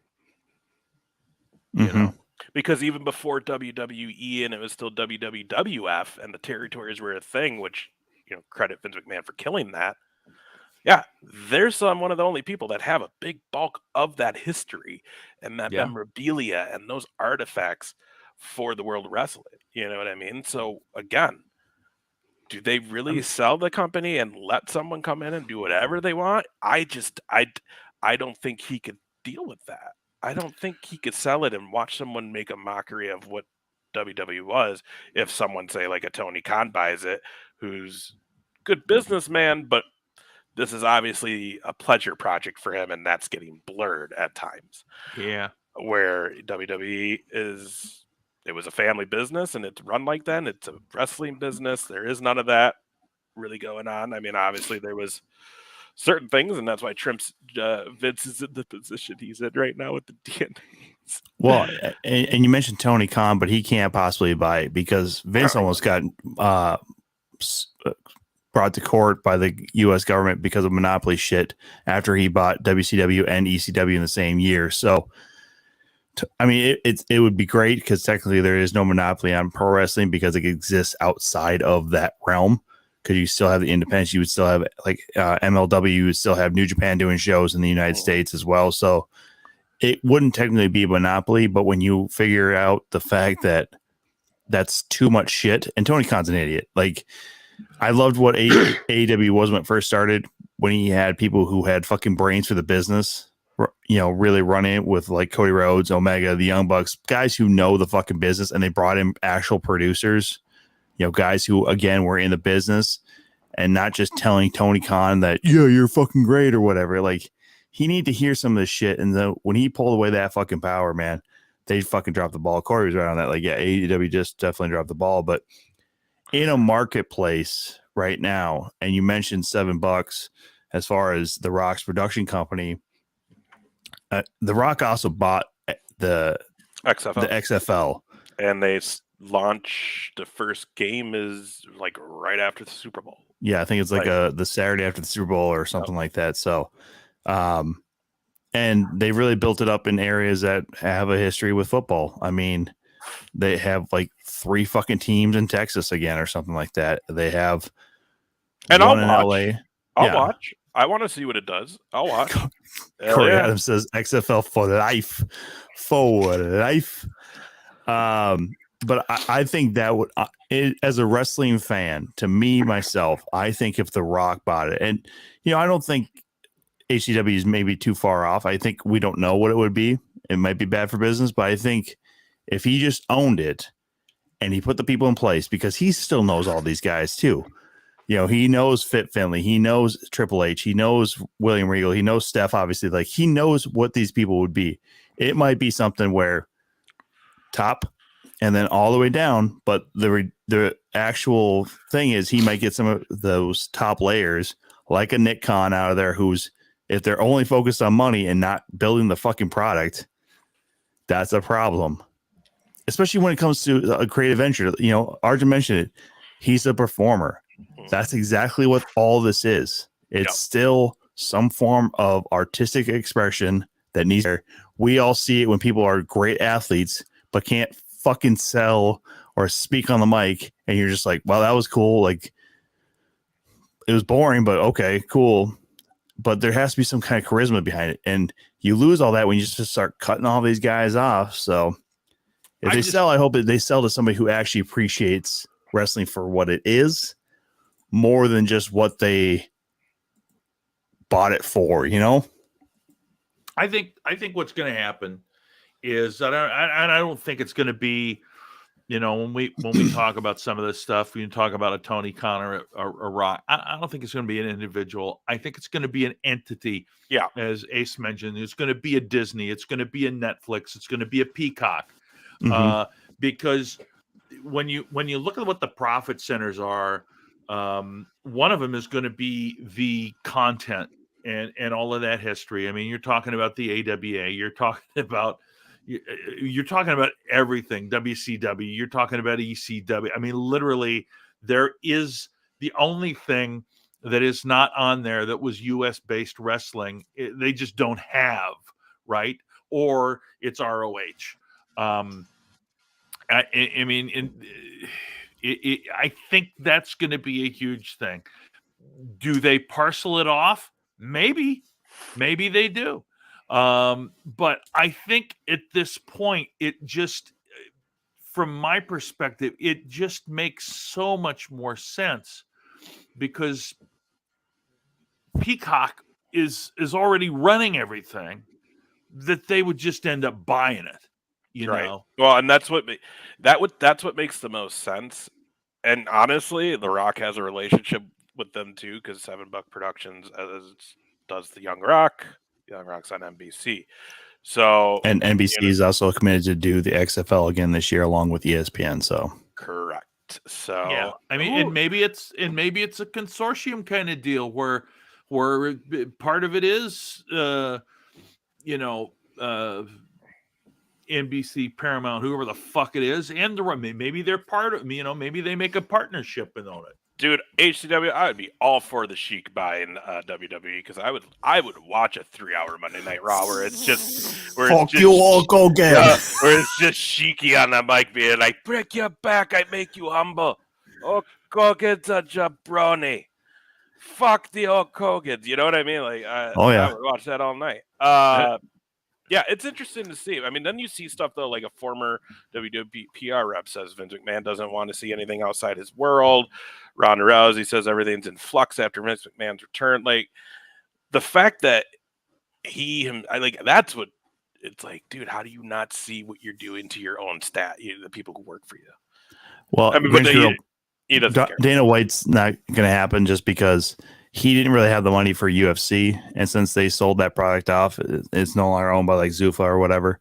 Plus, he's like beating chicks now, I guess. So, and he's also got the slap championships or whatever. Yeah. He doesn't have the kind of money. He might be able to find backers, and again, if it's a consortium or like a collaboration of different people to just get together, Dana White might be part of that. That's one thing, but yeah, but I would. So here's the thing.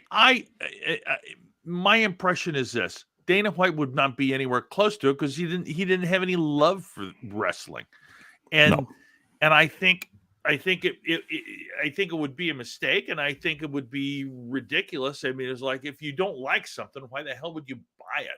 So someone actually has betting odds out on who's going to buy WWE. Oh wow. Comcast is a -140. Disney is at +350. And Denver Group Holdings is +900. Amazon's +950. Netflix is +1200. Fox is +1200. Liberty Media is +1500. So is Warner Brothers Discovery. 2000 would be Dwayne Johnson, Redbird Capital. That must be who he would have done it with. Saudi Arabia is over there, as well as Tony Khan at 3,000. So, I mean, Tony Khan has the same kind of odds as the Vikings winning the Super Bowl. Come on, what the fuck, man? Wrestling in space. There you go, Grinch girl. HCW is kind of right too. Shane did fuck up. Like Shane did fuck up when he left initially. It sounded like he was done. He was going to go his own way, do his own business, and then that failed. He came back. He wanted to have his spot back. It wasn't going to happen. He made a big fucking fit over it, and that's why he left the last time too. It's just, he fucked up a long time ago. Plain simple. But the unfortunate thing though is this is where, like I said that to you earlier, Tom. what does this mean for when everybody's like, well, everyone's thought is once Vince McMahon dies, this company would go to Stephanie and Hunter. Yeah. Well, if he sells it, that's not going to happen. So you got to wonder, is there some heat from them to there's got to be some sort of family turmoil going on with the McMahons for real right now. There's got to be. I bet right now we're like Steph's out like, fuck you, Dad. Fuck you. You know what I mean? Like, I don't know. This is such a crazy thing, though. It really is. Like, man. The thing to me about the whole thing is the way that Vince fucking manipulated everything. He brought on the two people that he let go. He brought them back, put them on the board, so that there's now 3 extra people on the board. And because he now controls those 2 people, he controls the whole thing. And that's simply because he has majority stockholdership. It's ridiculous. It really is. And again, we talk about this with a lot of different things. I mean, ultimately, it's his company. He owns the majority of the stock. He can do what he wants to, but I mean, it doesn't mean it's right, and the whole idea of I'm going to come in and broker the deal of the sale. First of all, to announce that is I'm pretty sure it's a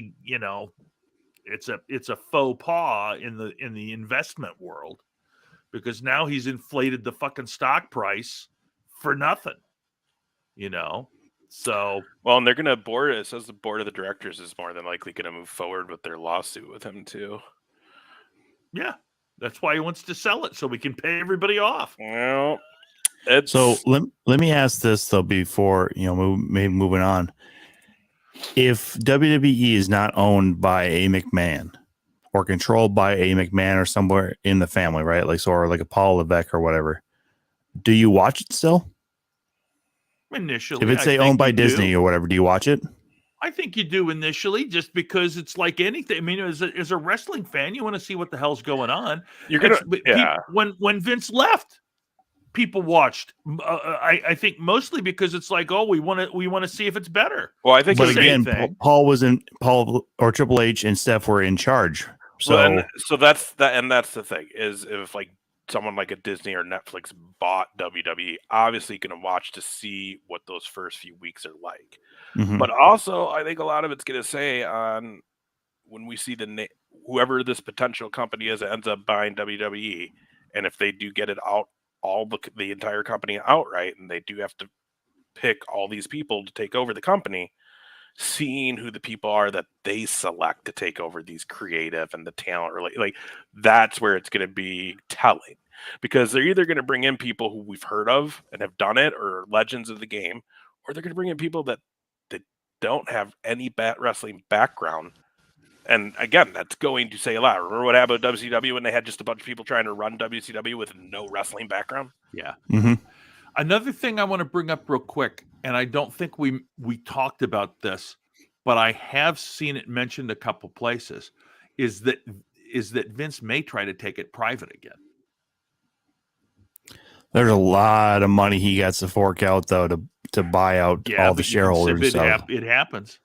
I mean, if he did that, then there's, in my mind, a chance that somebody in the family will then come back, whether it be Stephanie or Shane, and is then running it when he passes. Because if he goes private with it, well, one, their TV rights have never been fucking more expensive. So if Peacock wants to re-up to carry it as basically the WWE network here in the US, that's a lot of fucking money going straight to his pocketbook. So, I mean, again, the risk is worth the reward in that situation, but God damn it, there's a lot of money tied up in some of those shares. So I don't know if that's feasible in his current situation, but god damn it, that would be interesting though.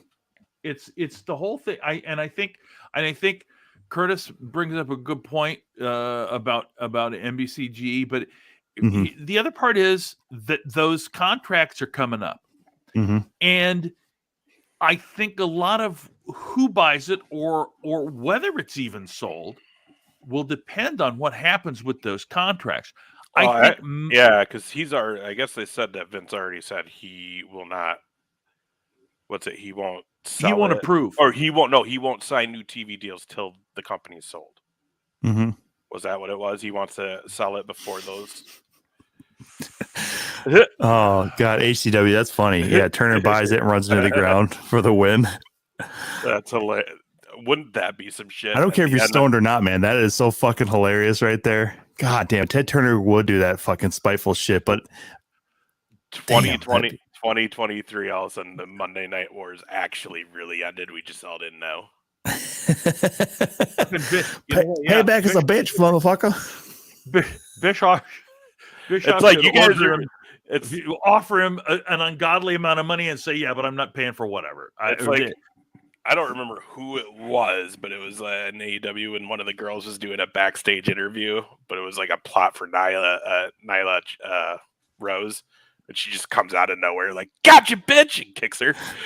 It's like that, you know what I mean? Like, oh god, it's an interesting time, guys. The other thing too is we're 10 days into the 2023, and this is the shit that's happening. I mean, it doesn't surprise me because, again, HCW mentioned too, like Vince's ego is bigger than everything. Just so we're all fucking talking about him, right? Everybody in the wrestling community is talking about Vince McMahon again.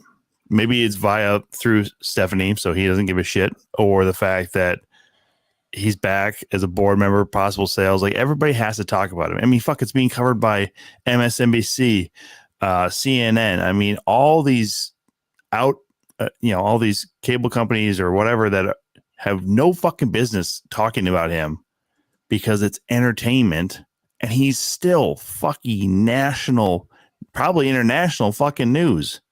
Yeah, it's the worst. All right, so let's move on. There's a lot of stuff cooking with the female wrestlers this week.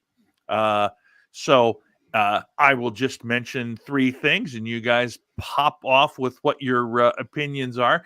A, will Mercedes Moné appear tomorrow night on Dynamite? B, holy cow, things just keep getting worse for Tessa Blanchard.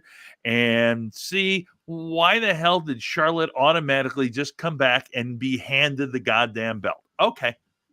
Well, I think we talked about that one last week. Oh, did we? Oh, that's right. We did.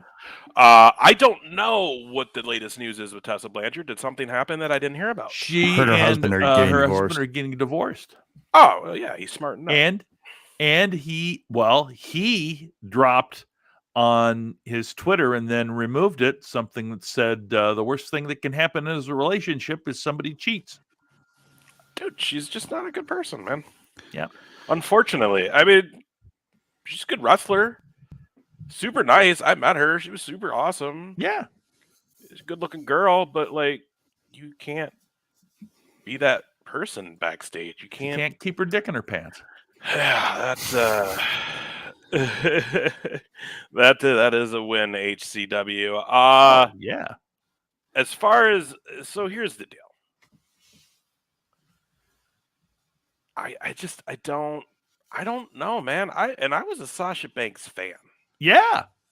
But like, I have real no interest. Like, I think the whole them leaving, or well, her doing it twice. Unfortunately not, Mikey.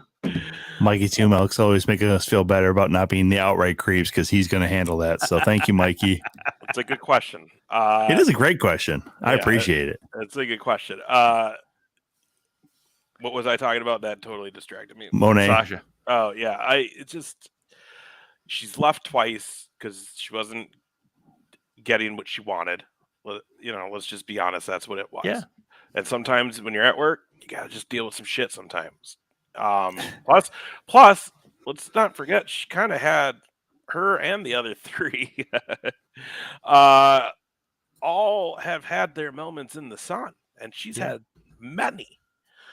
So for her to leave twice, this last time to leave for so long, and then the whole maybe they're gonna come back, no, and then maybe it's be AEW, and then all of a sudden it's gonna be New Japan, and then and I hate to say it, I watched like the clip of that when she came out, and what was it? It was a Kyrie. In the ring. Kyrie, yep. The one fucking move they did looked awful.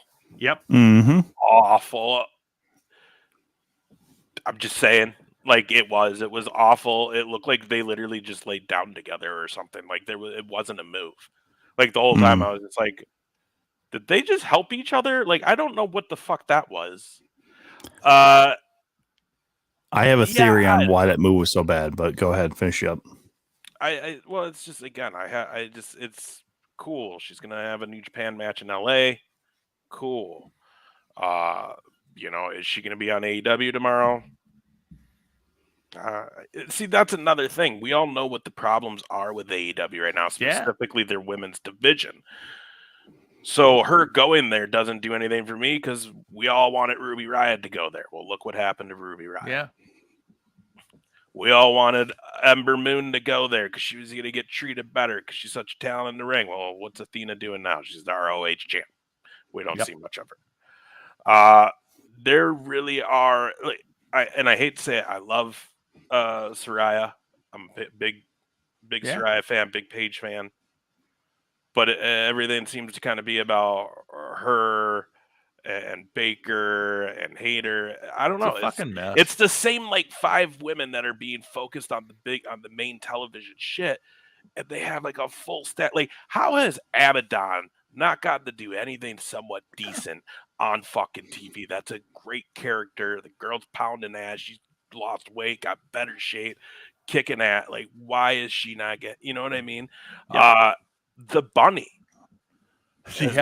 Has proven, and Penelope Ford have proven that they should be considered legitimate talents, and it feels a lot of times that they're still just in these spots to get beat up, or they're just filler. I don't know, man. It's just so. Why would I want to see or whatever Mercedes is it Monet or Monet? Monet.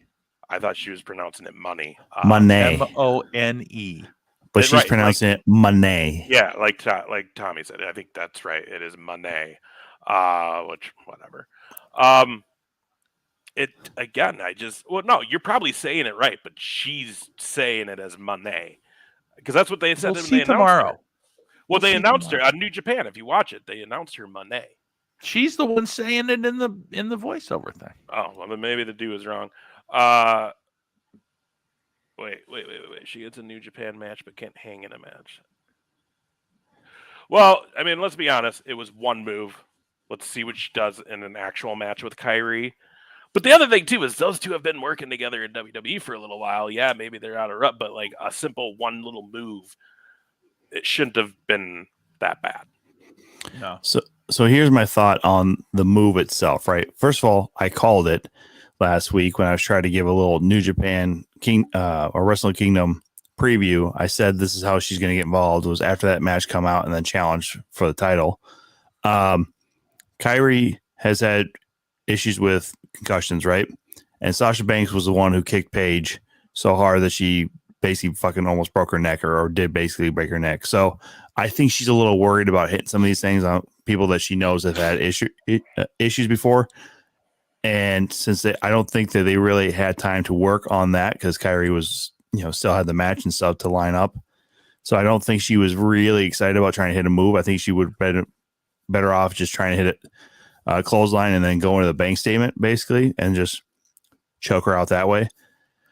But I don't think you see her in AEW until after Bash in the Valley or whatever. So it's not LA, it's San Jose where the New Japan is going to have their show where she's going to face Kyrie for the title. I think New Japan's going to protect her as much as possible leading up to that match. So you won't see her in AEW until probably March if she goes there. Yeah, I think you're right. Yeah. What's that? Because that's my thought. It's one move, and she's in Yeah. Japan, known for strong style. You can't hold back. You can't. No. You've been gone this long, and you've been teasing, and the hype for you. Believe me, I understand. I get it. And yeah, and you're right. Japan is known for strong style, especially some of their women have hit fucking harder than most men do. So as far as like in the actual match itself, but again, I think some of that is her psychology right now. She's trying to get back into this. I don't know if Kyrie left on the best of terms with WWE as far as with other opponents. So I don't know maybe what some of the thought behind that is. That's some backstage stuff that I'm not privy to, obviously, but I just believe that New Japan will not release her to do other work until after that show in San Jose, because they really need to press hard to have that match be as marquee as it can. And it's, I mean, again, they're trying to draw in a WWE audience. This is Kairi Sane versus Sasha Banks, but in a different format with much fucking weirder hair and different names. So yeah, I think not the problem. I think for me though, also looking at it is, I love Sasha Banks. I love what she did in WWE. I really do. But like, I think I was always like kind of like, I liked Becky more. I always thought Becky was a little better in the ring. I think Bayley was a little bit better in the ring. I think they were all like right up there. Yeah. But I don't know. I think part of it for me too, guys, and this is just me, she left with Naomi. And that was the big deal about Naomi and Sasha Banks walk out. I mean, my first comment when I heard that was, good, shut the door so Naomi can't come back. I give two fucking shits. I think she's awful in the ring. I don't think she's anything good in the ring. There's nothing special about her. She's got a big booty and she can jump in people's faces. Woo. Like, cool. Go on Asuka does OnlyFans. that better too. So Go to OnlyFans. You'll make a fortune, Naomi. So that was the other thing. And now the thing is, Naomi apparently is going to come back to WWE. well, when your husband's there, you know, and maybe the bloodline needs a fucking female. That ain't I mean, happen. that's why the OG or whatever brought in Mia Yim, was because they were fighting with Judgment Day. So that ain't. but Believe me, that's you- not necessary. Well, but if you were, I'm not saying it is. I'm throwing out speculation, man. But I think if you were going to do that, the better look would be is you bring Rock's daughter up from NXT and have her get in it. Because then, Yeah. Or Tamina. Or bring Nia Jax. Is Tamina even there anymore? Yeah. I think so. She hasn't been released. I don't fucking know. I think if she's still on the roster, it's still hush money for what her dad did. To be real honest with you. I mean, yeah, that's a true story. She may be taken care of for life just because that shit. But I love Tamina though. Tamina was always great. Yeah, I don't know.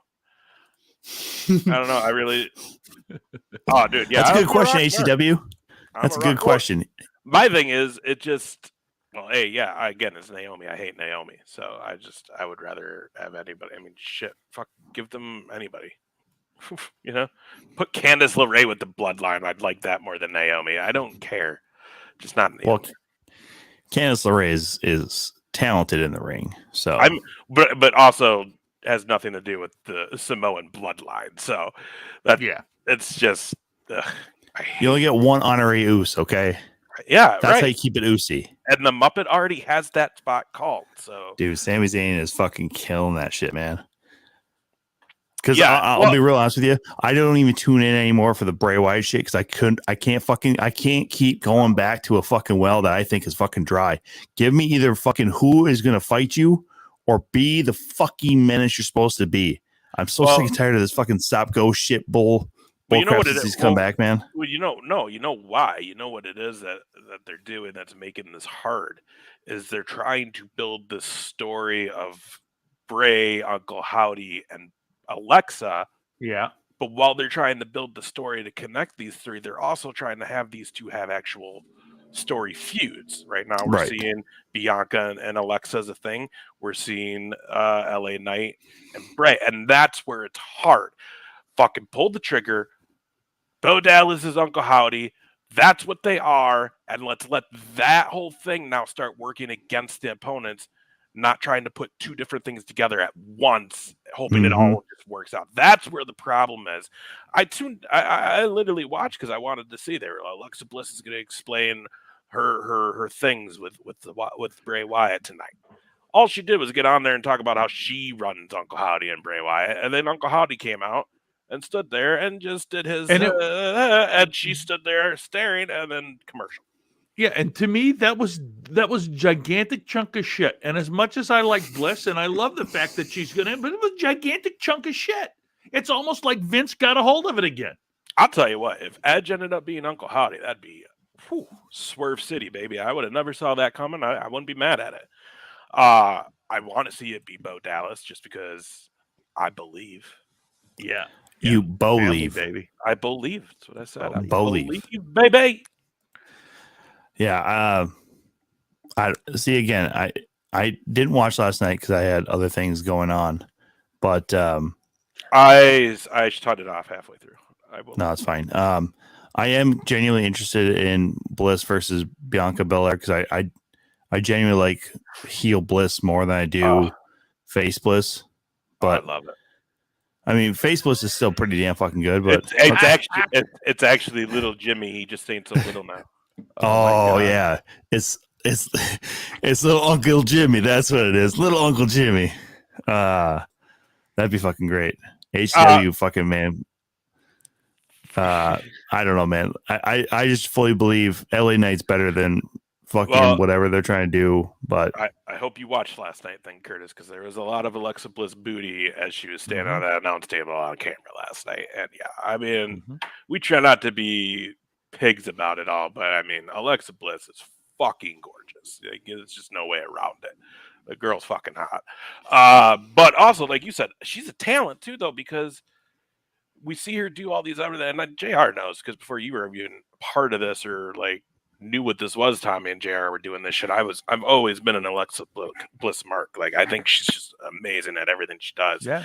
And I mean, some of this stuff is a little corny that they're making her do, but it's tolerable because she's making it tolerable. Yeah. But I think her and Bianca will have a banger of a match if they let them go, because they're already creating a good story. Because, like you said, Evil Bliss, that's fucking money. I mean, that was a great sell job, and the way they did it with Bianca bleeding out of the mouth and all, like, that's like, okay, let's see these two go. So, but then it gets interrupted because, well, no, now we're talking about, well, who's in charge, Howdy or Bliss? And I want them to be the Wyatt family already. Let's just get to it so then we can see them do these things.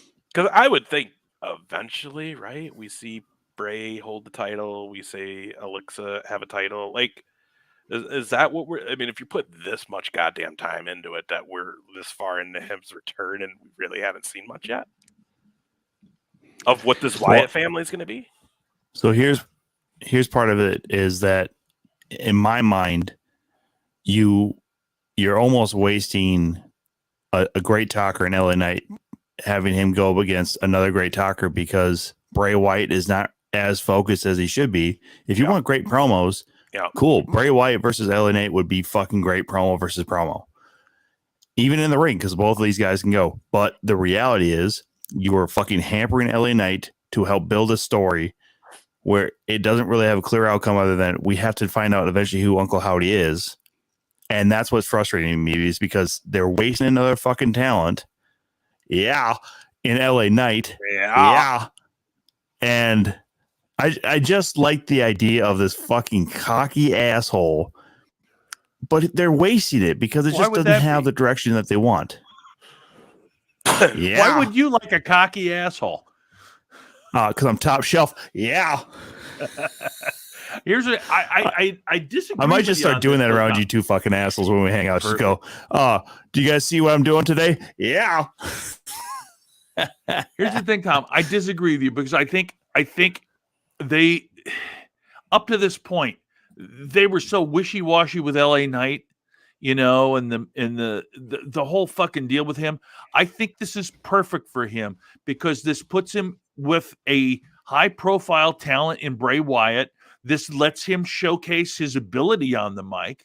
I mean, obviously, we know he's a good wrestler, but I think this is going to, in the long run, I think this is going to do more for him than had he not been the guy involved with it. Yeah. Well, I'll tell Right. you this. As far as Bray Wyatt, all this stuff, as far as WWE up to this point and going into 2023, here's my thing that I will say. And all I'm saying is, WWE, please work your shit out, because all this outside noise with Vince and all this bullshit, when we're 3 weeks away from the Rumble, 3 weeks away from being on the road to Maine, it could definitely become an issue when it comes to your biggest show of the year. I've spent so much time and money on you motherfuckers. Let me be a wrestling fan. Can you just give us a good Road to Mania and a good Mania? And the fact that all this other shit is taking precedent, like we're talking more about Vince McMahon coming back, Steph resigning, Mandy Rose getting fired for showing her tits and ass. Like, these are things that we're talking more about than the actual product, because it's overshadowing it. Yeah. And we're about to be at the time where the product should not be getting overshadowed, because you're trying to build to your biggest payday. The gate's already been the biggest gate WWE's had for WrestleMania. Not one match has been announced. Give us 2 good nights of a show, please. Yeah, I agree. And even though there's still no matches announced, one that has been sort of Easter egged, if you will, is Theory and Cena. Yeah, I saw that. I saw an actual leaked thing, and it claimed that it was a possible like Mania matches, but that Vince didn't like it, and it had that match on it. Yeah, and it also had like Reigns versus Rock. It had a lot of stuff that made sense. Yeah. But well, who knows? What do you guys got going on coming up? Anything, boys? Let's see. Oh, well, not this weekend, but in 2 weekends, I'll be down in Rochester at Goonies Comedy Club, headlining down there for the weekend with Linda Ahrens, and Randy and Carlo is going to be the MC out of the blue. Malice, if you're still in here, you were asking when there's a show. There you go. There's one. Yeah, that same weekend I'll be up in St. Cloud on that Saturday with the Steel Toe show, actually doing their thing. So, and then obviously we got our very special Royal Rumble watch along. That's beautiful.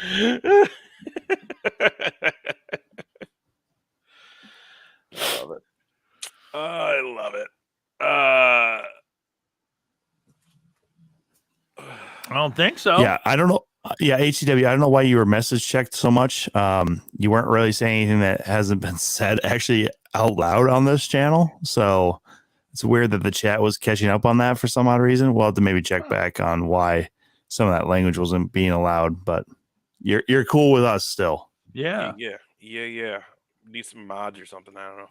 I got nothing. Like Tommy said, though, what about 3 weeks? We're going to be doing a live watch along. So everybody, January 29th, watch the Royal Rumble, but have us on somewhere on the side and get in the chat room with us, because we're going to watch it live. And we might have some special guests coming through. And guys, the 3 of us are going to be in the same damn room at the same time doing this watch along. So it's going to be fun. It's going to be top shelf, baby. I'm going to drag these motherfuckers up with me. These 2 might even fucking actually finally fight on camera. It might happen. Nah, we would never fight. But yeah, it's going to be a good time. Already confirmed that Tuesday after the Royal Rumble for our Royal Rumble review show, we have the man, the legend himself, one of the top rappers in the nation, maybe even the world, Nerd D's coming back. Nerd D. Yep. So that's going to be a good time. And next week, boys, we got a big one. Got another big one. The talent is deep with us, guys. We got Minnesota's own JDX. Ooh, boy. Coming through You've seen him everywhere. He's got a few different titles. He's been on AEW. Oh, man. I'm excited. And actually, if you're a true fan, the only one in this chat room who might have actually seen it, Dan, JDX has actually been on this show once before, whether he realizes it or not. Oh, that's right. With a little special cameo. I think we were maybe even still the Masked Comedian X at that point. Thanks, Mikey. Yeah, Mikey, you're have a right. good one. So, yeah, it'll be full circle to remind him that he's been on the show. Yep, Saucyverse Podcast, HCW. Check those boys out, doing their thing. And as always, guys, IWTV, Madhouse Wrestling. We love our Madhouse, one of the special promotions for us. So go on there, IWTV, watch the 3 shows. Check out Arjun Singh. Support that guy. Follow him on all his stuff because, I mean, he's been on a long journey and it's not done yet. So. And what a fascinating story. I agree with you 100%. Somebody should do a biopic about him. Yeah, if they can sell Paige, they can sell Arjun for sure. Come on. Yeah. Holy shit, yes. No shit. They had to change half of her story anyways. Yeah, man. I don't have anything else. You guys got anything? Or No, sir. There it is, boys. All of you in the chat, thank you so much for following us. We appreciate it more than you know. We have a great time bringing some of these super guests like Arjun Singh to you and kind of get a better picture of who they are as people, not only as wrestlers. Have a great week, everybody. Make it top shelf, and we will see you next week with JDX. Bye-bye. Pray for us.